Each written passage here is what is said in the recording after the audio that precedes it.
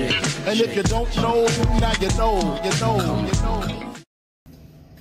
Hey, MM1 Fortune here, or should I say Lieutenant JG Select Fortune. I was just selected for the MSCIPP Healthcare Administrator Program.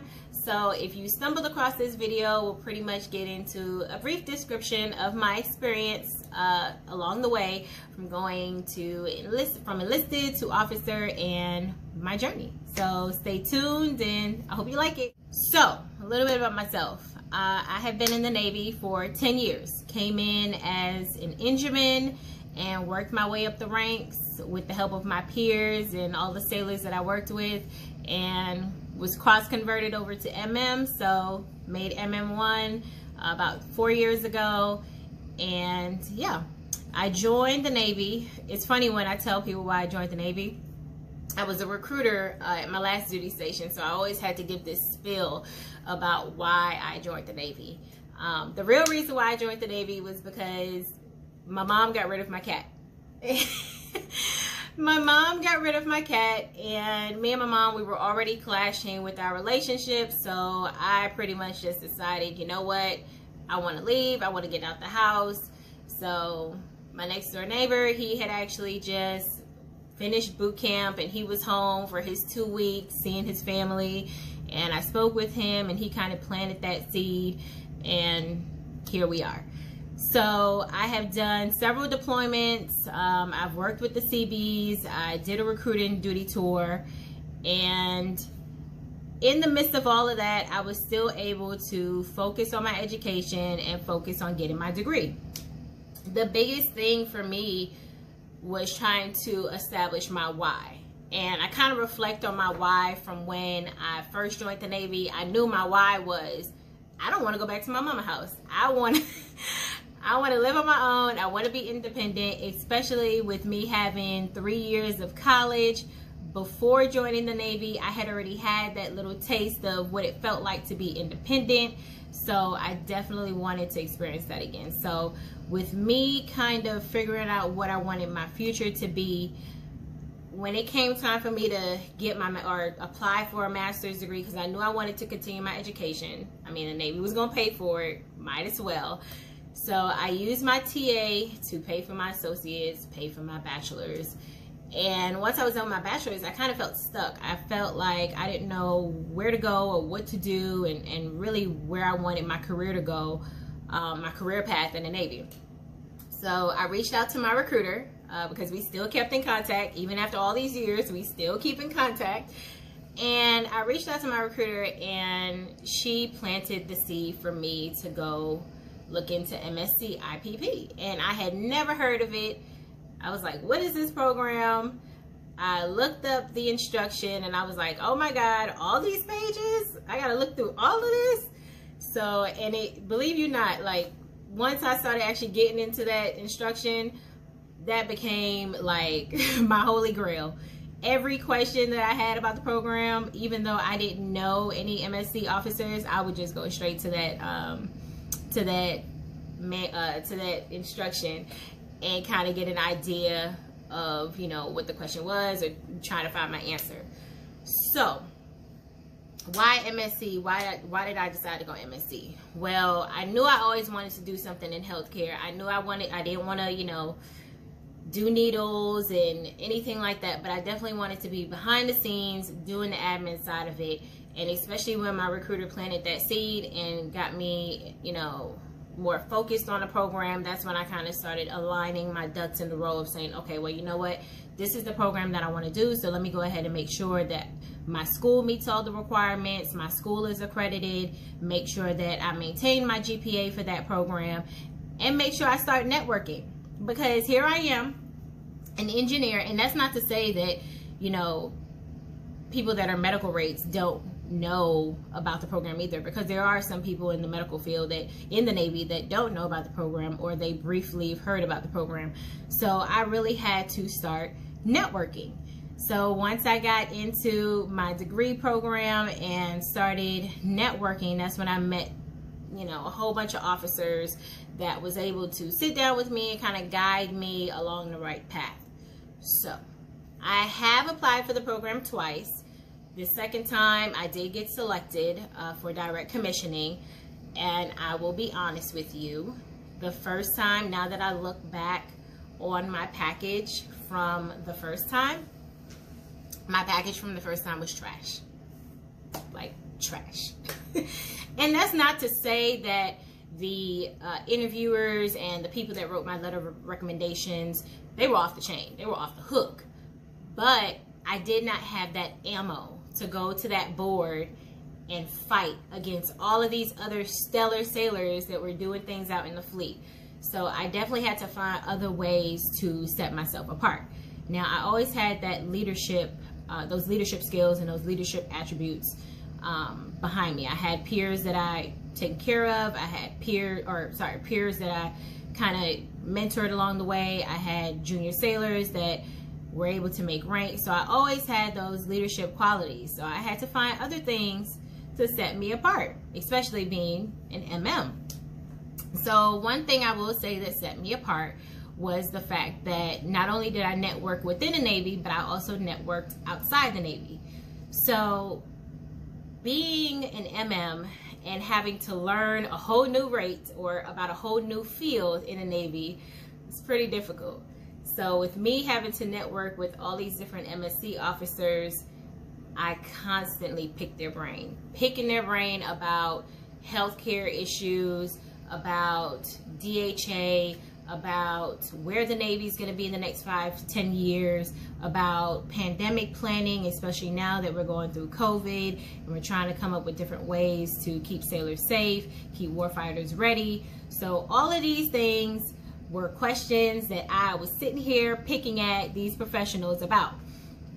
Not only did that allow me to learn more about the program, learn more about MSC, but it gave me that ammo. It gave those mentors that oomph that they needed to say, you know what? I'm gonna help MM1 Fortune. She's determined. She knows what she wants. She knows she wants this program. Let me go ahead and continue to work with her. So I networked. Outside the Navy, I went ahead and I joined many different organizations. At the time that I submitted my second package, or even my first package, I was on recruiting duty in Atlanta. So I was able to get with the Georgia Department of Public Health out there. I was able to get with the Fulton County Medical Service Corps, Reserve Corps out there. And that opened me up to a lot of volunteer opportunities. And I was also able to use that time that I spent with those organizations towards my internship for my master's. So 2 birds, 1 stone. That being said, with me doing the networking and with me doing the outside the Navy networking, it helped build my why. It helped me to understand why was I putting in this package. And that brings me to number 2, understanding your why. Now, from what I understand, what I've been told by many others that have either applied for the program or, you know, other MSCs that have been in the Navy for a while, your why, your personal statement, that is the meat and potatoes of this package, of this application. That is what is going to tell the board he or she is it. So with me trying to develop my personal statement, my first package, when I look back at that and I read my personal statement, trash. My second personal statement for my second package, like, I even look back at it now. I actually looked at it maybe earlier this week before the results came out, and I had to like reread it because I was just so in awe about, you know, what I had wrote in my personal package. And I was like, man, if I was on that board, I would pick me too. That was my whole mindset. You know, I claimed it, I manifested in it, everything. So I felt confident in my why. And I want to say, one of my mentors asked me, do you feel confident with your personal statement? And I told her, yes I do, because I did. And over time, I even gained more confidence with that personal statement. And there would be times that I would be on the way to work, or I would be on the way to MEPS to go pick up an applicant, And I would automatically think, oh my God, I need to put this in here, and I need to take this out of my personal statement. So I was always adding and taking things out of my personal statement. So you are always going to be working on that personal statement till the day you submit it. I guarantee you, you will be working on that personal statement every day. And if you're not working on it every day, then you should be working on it every day. Because I guarantee you, you're going to see things, and this goes into my third thing. You're going to see certain things in your package. You're going to see certain typos that you may want to correct. So third thing, making sure that you have a lot of eyes on that package. What I mean by that, for two reasons. First reason, we're human. We make mistakes. We have typos. We put there, and we know the difference, but we may accidentally write it in a paragraph in the wrong context. So you want to make sure that you have your mentors that are working with you through this process be able to proofread your personal statement. And they are going to critique the heck out of it. And don't feel bad. Don't get any hard feelings. Take it all in. Go ahead and make the necessary changes that you feel are best. Because at the end of the day, this is your personal statement. Those people that you have reading your personal statement and critiquing it, that's just what they're there for, to read it and critique it. At the end of the day, it's all you. So you want to be able to have as many eyes on that package so that they are able to proofread and see what it is that may need to be changed or what you may be missing. Because I know one of my mentors, I sent them my package, and for me being, you know, in the Navy on the enlisted side, when we're up for like sale of the year or sale of the quarter or whatever boards we may be up for, we're always so stuck in this mindset of, you know, last 5 evals, last 3 evals, and things of that nature. So when I read the instruction, it called for last 5 evals. And that's like, my mind was programmed, that's all I seen, last 5 evals. When I showed one of my mentors my package, they notified me, hey, MM1, you don't have 5 years worth of evals here. And I was like, yes, I do. I got my last 5 in there. And then I had to go back and read the instruction and see that the instruction called for last 5 years and not last 5 evals. So those are the things that you want your mentors to be able to catch, to make sure that your package makes it to that board and make sure that, you know, you got the ammo. So that's number one of the reason why you want to have so many eyes on that package. The second reason why you want to have a lot of eyes on that package is because you don't know who's going to be on that board. So you may have one of your mentors that you're working with look at your package, and they may even go ahead and, you know, send your package over to a commander or a captain that may have a lot of experience with doing interviews and looking at the packages, or they may have set the boards in the past, and, you know, your package is now sitting in front of them and they're able to critique it the way that they would have if your package was up at a board. You get what I'm saying? So you want to be able to have so many eyes on your package so that way, you know, everybody that's getting it, they knows your name. The fourth thing that I have for you guys is to make sure that you always have an updated copy of your package. So along the way, I think my first time that I applied for the program, I would scatterbrain. You know, people would ask me for a copy of my package, and I would get back to them like 24 hours later with the copy of the package. So this time around, what I did, every time I made a change to it, I made sure that I saved it and had it on standby. I had it in my email. That way, when it was time for me to do my interviews, when it was time for me to reach out to other officers to have them write letter of recommendations for me, I was able to get it to them like that. No ands, ifs, and buts about it. And that impressed them because they're like, oh my God, 5 minutes later, I have a whole redacted, you know, package for this applicant. This is insane. So one thing that I did go ahead and include with my package as well was a bio. And with that bio, it was able to give more of a personal breakdown of me and what I'm about. And then I also had a little photo on there of me in my dress blues, so that way they could see what I look like in uniform. So these were things that I always had on standby, ready to go.